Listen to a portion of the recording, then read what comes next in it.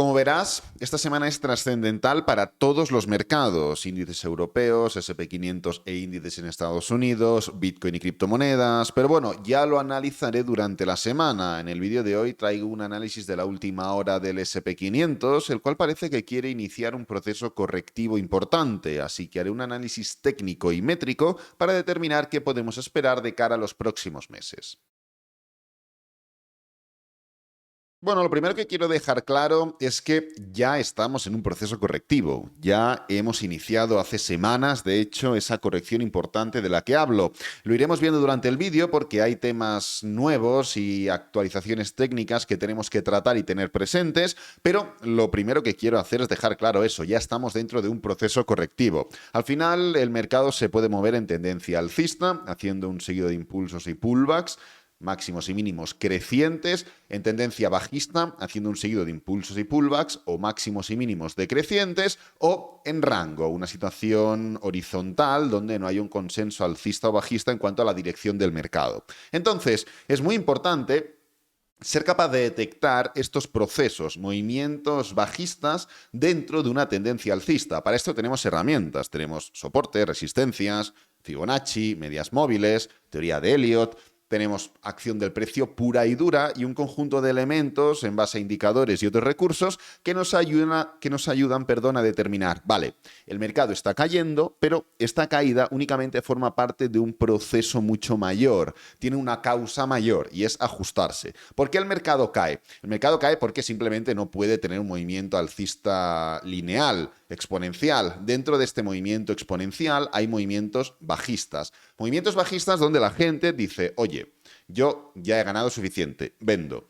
Movimientos bajistas donde hay noticias intermedias que generan tensión y generan dudas respecto al precio. Movimientos bajistas que generan ineficiencias, es decir, este activo X vale 20 y de 19 pasa a 17. Pues esta ineficiencia técnica se aprovecha para ajustarse y poder sacar beneficio del precio. Si el mercado fuera 100% eficiente, que a largo plazo lo es, no podríamos ganar dinero porque siempre valdría lo que todo el mundo tiene consenso y lo que se merece, ¿no? Entonces, habiendo comentado esto, ahora en el S&P 500 estamos formando una caída. El precio desde los máximos alcanzados en julio de este mismo año ha formado un movimiento de un menos 5,88% y actualmente se encuentra en el menos 3,40%. Claro, ¿esto significa que estamos dejando atrás la corrección? ¿Esto significa que esta caída es una caída para iniciar una tendencia bajista? ¿Qué significa esto? Significa un mix entre ambos puntos. Dentro del pullback, porque la tendencia se dibuja así, pam, pam, pam, pero dentro de este movimiento podemos sacar dos direcciones. Podemos sacar un pullback en forma de tiempo o podemos sacar un pullback en forma de precio. ¿Qué significa pullback en forma de precio? Es el típico pullback. El mercado sube X y se ajusta.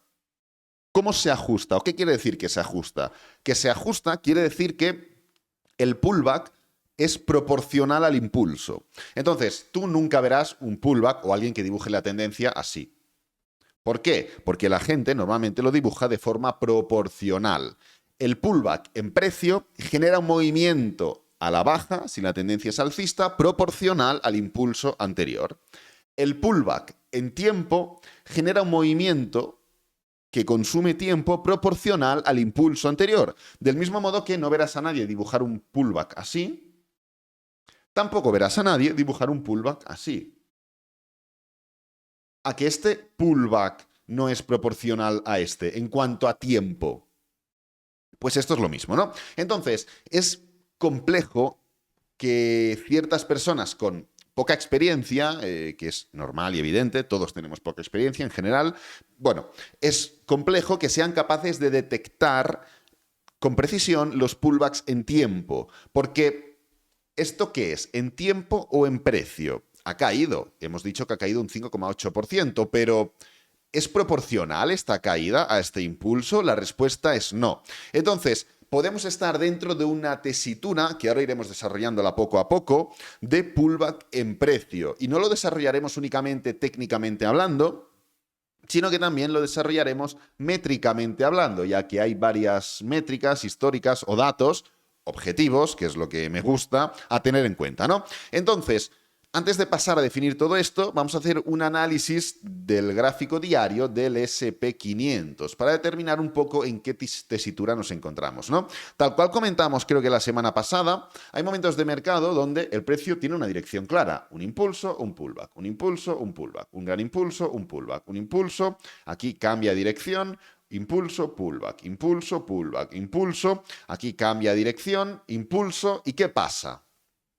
En vez de hacer un pullback y caer, ahora cae y luego hace un pullback y luego se levanta y ahora cae, pero no se levanta, sino que hace un pullback y luego cae y luego sube y luego tal. O sea, hay momentos donde la estructura del mercado es más predecible porque los patrones que se forman son repetitivos y hay momentos donde es menos predecible, pero eso únicamente nos dificulta la predicción en el corto plazo.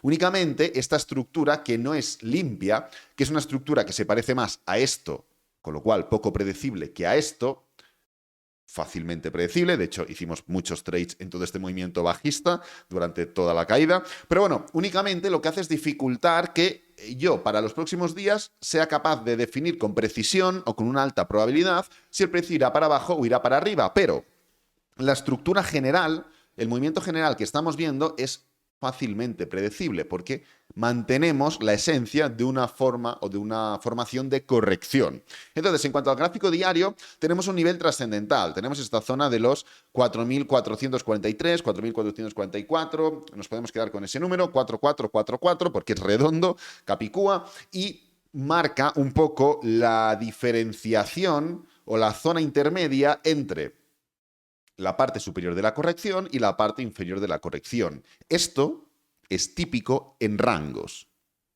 Esto es típico en patrones de rango. De hecho, si venimos a Bitcoin, por coger un ejemplo que hemos tratado muchas veces, y nos venimos aquí, gráfico de 4 horas, dentro de las estructuras de rango que hemos ido teniendo, fíjate, vamos a diferenciar varias. Dentro de este rango, dentro de este pequeño rango de aquí, dentro de este pequeño rango de aquí.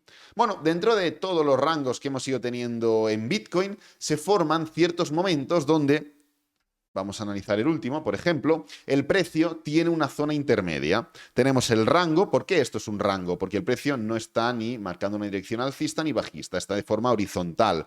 Pero dentro del rango hay un punto intermedio. Hay un punto donde el mercado soporte, soporte, soporte, resistencia, resistencia, resistencia, soporte, soporte, más allá de la resistencia general y del soporte general. Esto es propio de los patrones correctivos en tiempo.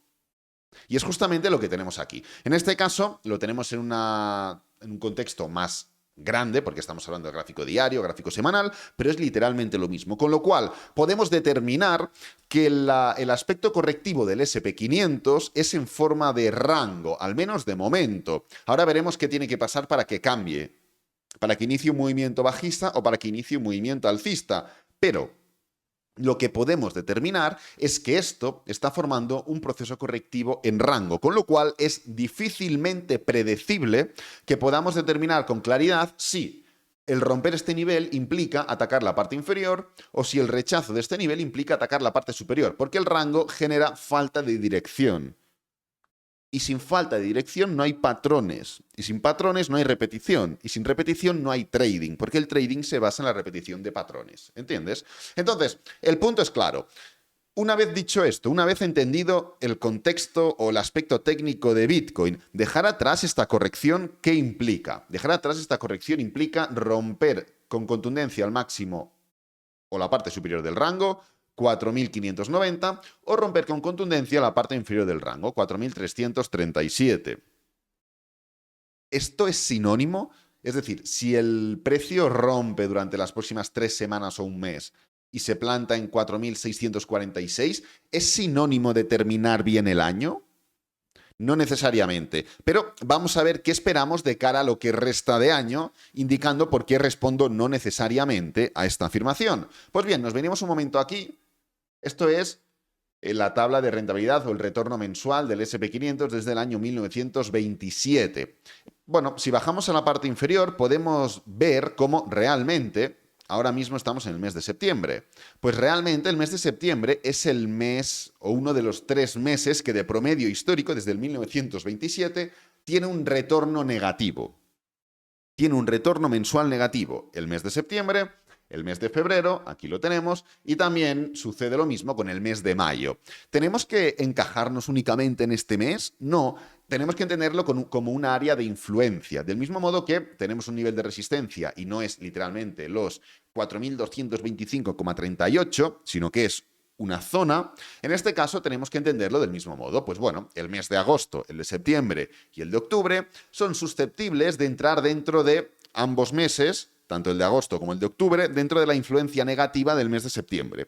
Y así con lo demás, ¿no? Entonces, ¿qué es lo que tenemos? Podemos esperar que este mes, incluso el que viene o el otro, puedan ser negativos. Veremos qué sucede. Esto no tiene que ser así, sí o sí. Hay muchos meses, por ejemplo. Este mes de febrero ha sido negativo, tal cual es el promedio de los meses de febrero. El mes de mayo ha sido positivo, pero solo un 0,25. Es muy poco, con lo cual no sería nada, ni positivo ni negativo. Sería break-even, por así decirlo, incluso. Y mes de mayo es otro de los meses que históricamente es negativo. Pero, por ejemplo, el mes de agosto ha sido negativo. Menos 1,77%. Pero en realidad los meses de agosto no suelen ser negativos. ¿Qué quiero decir con esto? Primero, destacar el tema del área de influencia. No tiene que ser el mes de septiembre sí o sí. Y luego destacar que esto es un promedio. Pues hay meses de agosto positivos y hay meses de agosto evidentemente negativos. Pero en términos generales el promedio es positivo, ¿no? Oye, vale, lo entiendo, el promedio está muy bien, la estructura está muy bien, la acción del precio es correctiva, tal, pero ¿por qué deberíamos seguir dentro de ese proceso correctivo? Bueno, es muy sencillo. Si venimos a la estructura histórica, estos son literalmente desde el año 1928 todos los mercados del S&P 500. Son literalmente todos los mercados, alcistas, bajistas, mejores, peores, desde este año, ¿no? ¿Qué podríamos hacer? Podemos ocultarlo todo y añadir un promedio.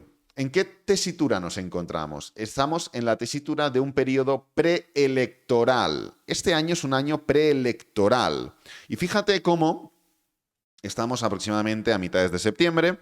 Nos encontramos más o menos en el día 260 del año, más o menos. ¿Qué suele pasar en el promedio histórico de todos los años preelectorales? 2019, 2015, 2011, 7, 3... 1999, 91, 87, 83. Quiero decir, se cogen todos los años preelectorales y se hace un promedio, que es este de aquí.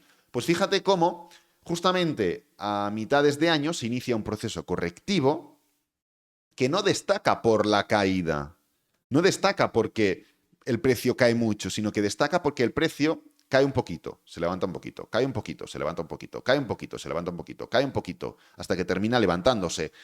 Resumen, corrección en tiempo. ¿Qué es lo que está pasando este año 2023? Este es el promedio histórico, pero ¿qué está pasando en el año 2023? ¿Casualidad o no? No es casualidad. En el mismo rango, en la misma influencia temporal, que es lo que comentábamos aquí, influencia temporal, lo mismo que comentábamos aquí, dentro de la misma influencia temporal, hemos iniciado un proceso correctivo. ¿Es exactamente el mismo día, el mismo mes? No. En el promedio histórico, el máximo se formó el día 194 del año. En el año 2023, el máximo se formó el día 212 del año. Podéis ir a un calendario y buscar qué días son. Pero es el mismo rango. ¿Y qué está pasando ahora? ¿Es casualidad que dentro del primer movimiento impulsivo a la baja esté levantándose el precio? No, no es casualidad. ¿Por qué? Porque estamos en una corrección en tiempo. Y dentro de las correcciones en tiempo se forman movimientos impulsivos y correctivos. Impulsivos y correctivos, del mismo modo que sucedió en el promedio histórico. Y si cogemos esto de aquí, fíjate, los dos, tanto el año 2023 como el promedio histórico, van cayendo y ahora estamos en un movimiento alcista. ¿Puede seguir desarrollándose? Sí. ¿Significa que esta subida implica dejar atrás la corrección? No. No lo significa. No voy a desarrollar mucho más esto porque ya lo hemos comentado en otras ocasiones, pero al final lo que podemos esperar de cara a lo que resta de año, uniendo esto que estoy comentando con los tipos de interés que veremos este mismo miércoles es que lo que resta de año se mantenga un proceso correctivo que, unido a los tipos de interés que analizaremos este miércoles, es decir, este miércoles haré un análisis de la relación que hay entre los tipos de interés y entre la dirección de diferentes activos como el S&P 500, Bitcoin y demás. Entonces, entendiendo ese análisis, que es trascendental que lo veáis, con lo que estamos viendo de forma histórica, lo que podemos esperar para lo que resta de año es mantener ese proceso correctivo, alargando el periodo preelectoral y esperando a que se finalicen las subidas de tipos de interés, habiendo ya marcado el máximo del año, y luego, de cara al año 2024, año electoral y con unos tipos de interés descendientes, todo esto igual no lo estáis entendiendo, pero lo entenderéis el miércoles con el vídeo que subiré, iniciar ya un proceso impulsivo mayor.